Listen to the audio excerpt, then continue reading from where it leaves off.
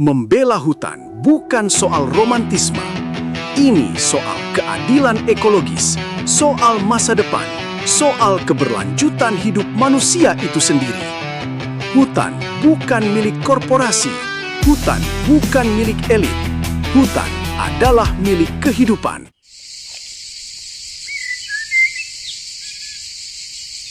Halo sahabat hutan, kembali lagi bersama saya, Damar dari Voice of Forest. Pada episode kali ini, saya akan mengajak Anda mendengar pendapat kritis dari Pak Menteri Hutan tentang pandangan yang menyesatkan bahwa hutan alam sebagai sumber daya terbarukan. Selama puluhan tahun, kita dibombardir dengan satu narasi yang terdengar ilmiah, rapi, dan masuk akal. Hutan alam adalah renewable resources, sumber daya terbarukan. Kalimat ini diulang dalam dokumen kebijakan, pidato pejabat, laporan perusahaan, hingga buku teks.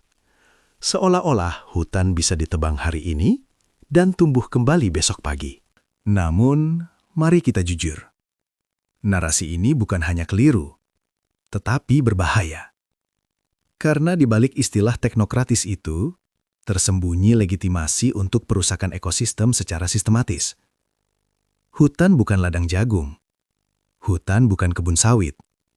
Hutan bukan pabrik kayu. Hutan adalah ekosistem kompleks yang terbentuk selama ratusan tahun.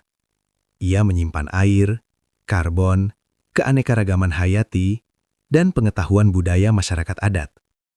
Ketika hutan ditebang, yang hilang bukan hanya pohon. Yang hilang adalah sistem kehidupan.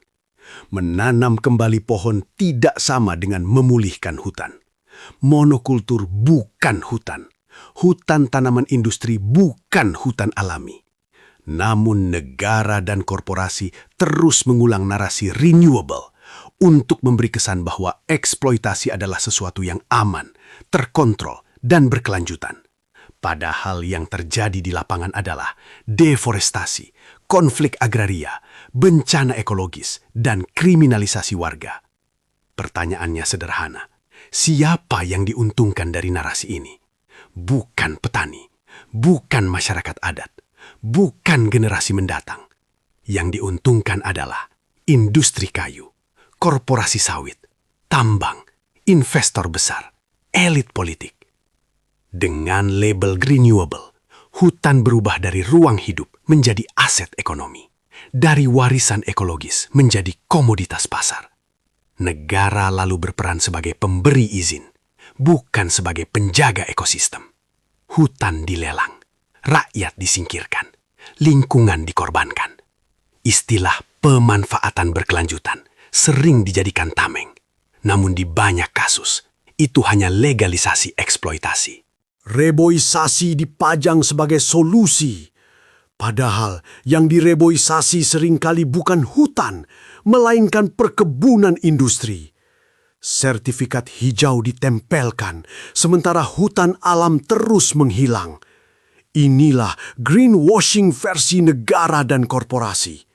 Bahasa teknokratis dipakai untuk menutupi realitas, kerusakan ekologis yang sistematis. Ketika hutan hilang, yang datang bukan kesejahteraan. Yang datang adalah banjir, kebakaran, longsor, konflik lahan, kemiskinan struktural. Masyarakat adat kehilangan wilayah hidup, petani kehilangan sumber air, anak cucu kehilangan masa depan. Semua demi keuntungan jangka pendek. Hutan bukan sekadar stok kayu, hutan bukan objek investasi.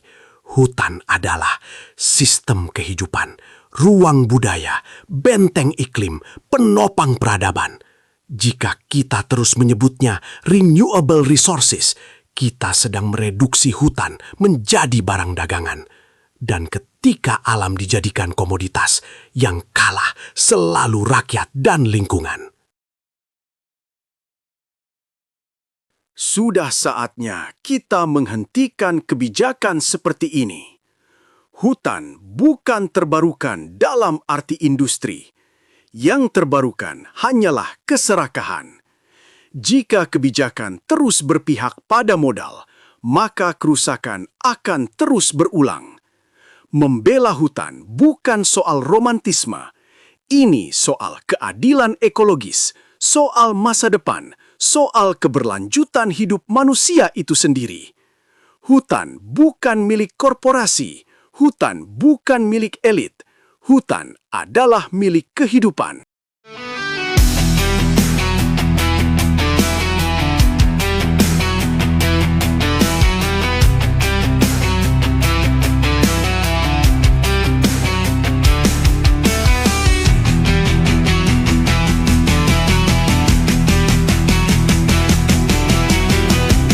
Hutan sebagai penyangga kehidupan seharusnya menjadi panduan dalam kebijakan pengelolaan hutan.